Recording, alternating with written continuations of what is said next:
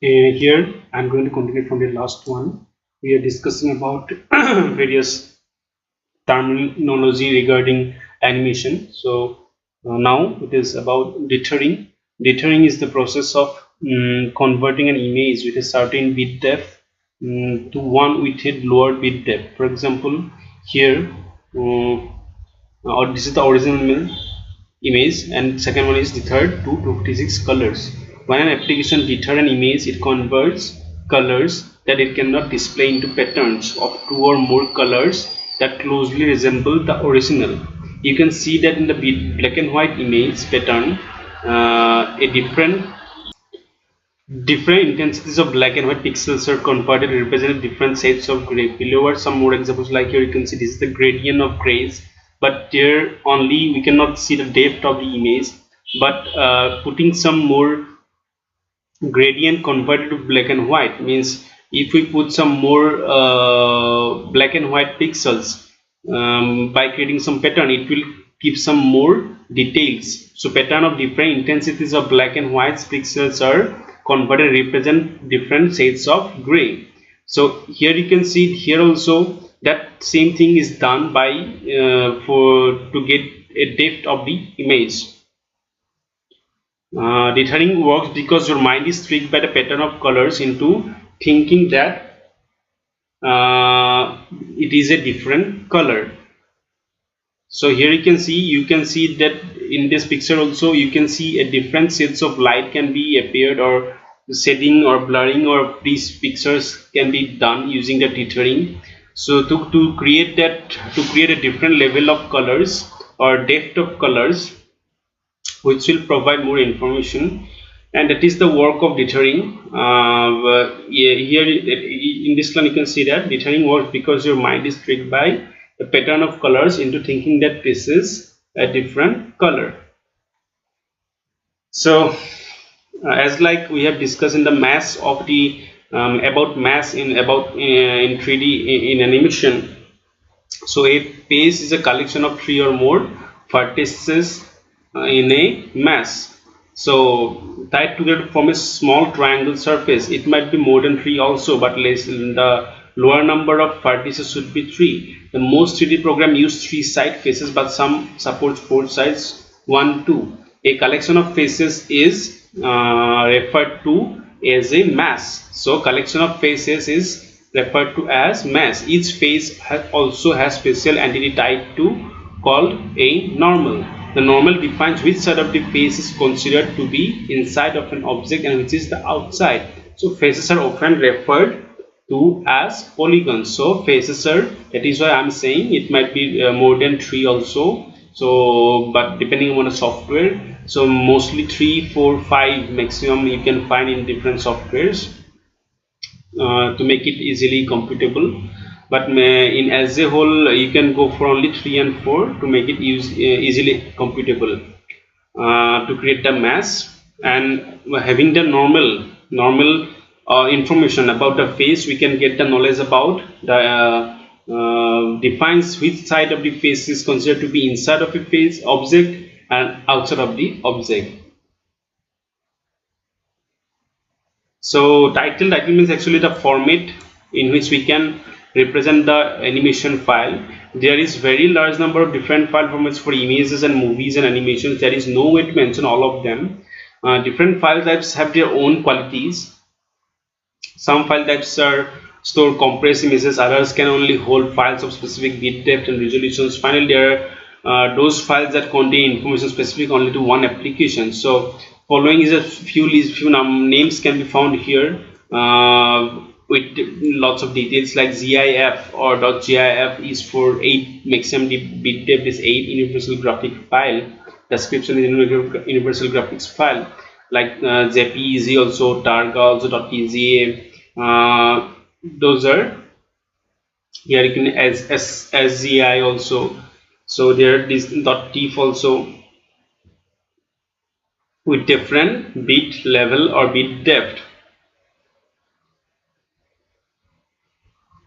So when modeling a character, suppose you want to model a character, it is often useful to establish a hierarchy between all the objects making up the character. To explain that hierarchy is, let us consider a model of a human. You suppose you have a 5 fingers. Each of the fingers is connected to your hand. That hand is connected to your lower arm, which in turn is connected to your upper arm. Finally, the whole arm is connected to your torso. If you are to model a human arm, you would probably set up the same type of hierarchy. You would connect the fingers to the hand, and the hand to the lower arm, and lower arm to the upper arm. So you need to maintain the same hierarchy while designing any character or while modeling any character in case of animations. You might ask yourself, how does this help you? Well, consider animating this arm. If the object were all disconnected, you would have to place each part of the whole arm in the appropriate position. With an absolute established hierarchy, you start with the object highest up in the hierarchy and the position is in place. When you do this, all the objects further down follow. Then you continue go down the hierarchy until the whole arm and its components are in position you want them to be in. So to making it more computationally feasible, that is why hierarchy is done, or we can say that connecting the components of the character to create the model, means in which way you will connect the components to create a model. The level of hierarchy should be proper, so that when you do some manipulation in the objects, that effect should be as per the hierarchy.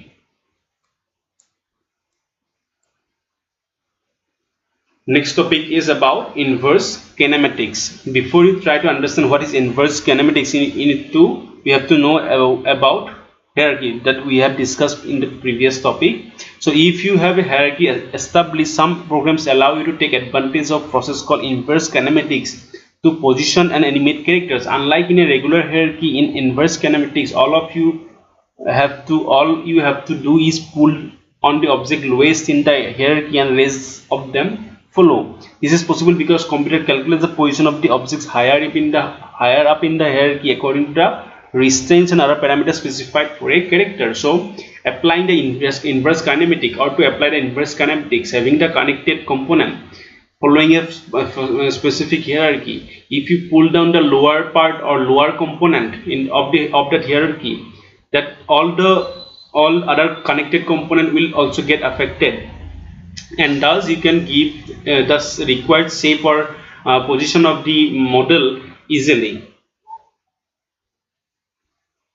Next one is onion scanning. So onion scanning is a term that commonly refers to a graphic process in which an image or animation is composed of a couple of different layers. Means you are giving some layers in the animations. For example, if you have used, suppose, Adobe Photoshop 3 or higher, you are probably familiar with the layers window.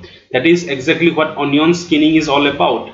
Means you can provide layers in the animation software to create the model. Imagine it is a series of totally transparent pieces of plastic with different drawings on them. When they are all stacked on top of another and composite is formed. This is widely used in traditional animations when the background is separate layer and its character is separate layer. So this way only layers have to be redrawn or repositioned for a new frame. So onion scanning is also found in computer software where different effects can be placed on different layers and later composed into final image or animations. So you can understand what is onion scanning, because we always do in case of Photoshop also, we try to create layer by layer addition, or we can edit, manipulate layer by layer, because in that way we can make something fixed and do some manipulation in only one specific layer which we want to do. In that way the process makes it easy to do the addition or to do the manipulation. A pixel is the most basic component in any computer graphics, so you know what is pixel. There is nothing to more know about pixel.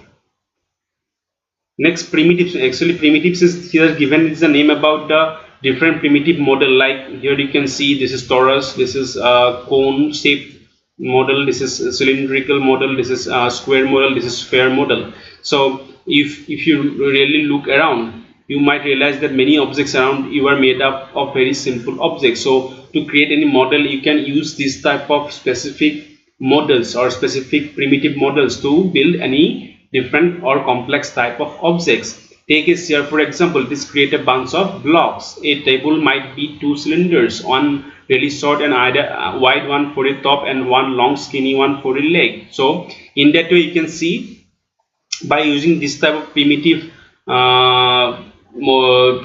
objects, we can draw or you can create a complex or different type of object or model, because we know that any objects we found in our environment, almost all of them made up of by this type of shape.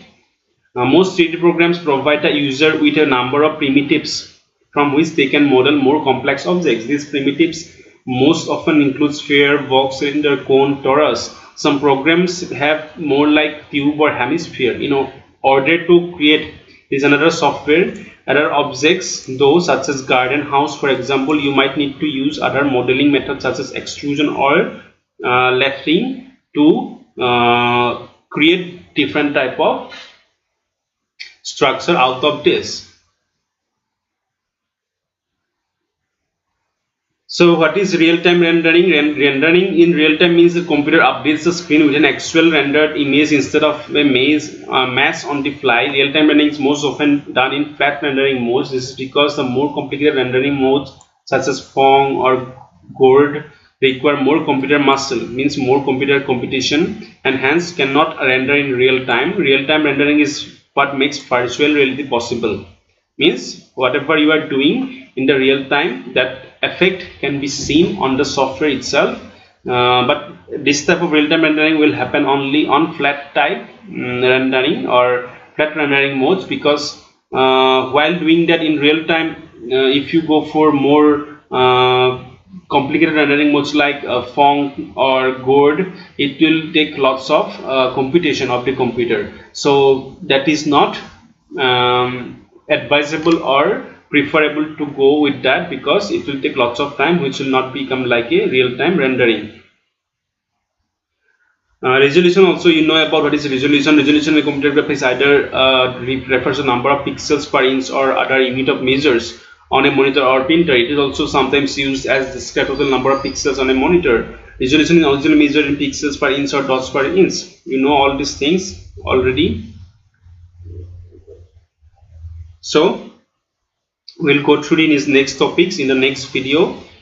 So till then, if you find any confusion, if you find any problem to understand some topics, please let me know.